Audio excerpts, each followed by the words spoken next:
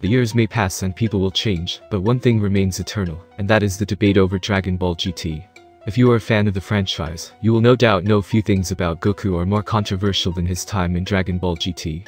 Despite a slew of highlights, the show remains a mock part of history, as many fans ignore its existence entirely. But according to the scriptwriter on Dragon Ball Z, ignoring the sequel isn't the answer. The address came over on Twitter as one fan decided to ask Takao Koyama about Dragon Ball GT. It was there they questioned whether the anime is the official sequel to the Dragon Ball Z anime. So when Koyama answered, he told the fan of course the show is.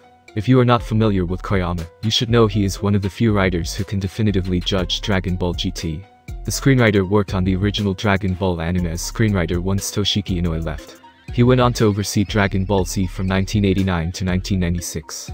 While he did not return for Dragon Ball GT, the writer still considers the sequel as valid as anything he did right. Of course, Koyama's comment will not be enough to satisfy everyone. Fans have questioned Dragon Ball GT for years, after all. From its original story to its animation, the Dragon Ball Z sequel has been picked apart, and most take offense to its work with Akira Toriyama, or lack thereof. The series creator did not work on Dragon Ball GT in the same way he did on the anime's previous entries. And of course, the lack of returning staff such as Koyama did not help Dragon Ball GT either. If you have not seen Dragon Ball GT, you can always binge the sequel to decide yourself how it works. The series is streaming on Crunchyroll as well as Hulu. What do you think of Dragon Ball GT all these years after its release? Did the series get an unfairly bad rap?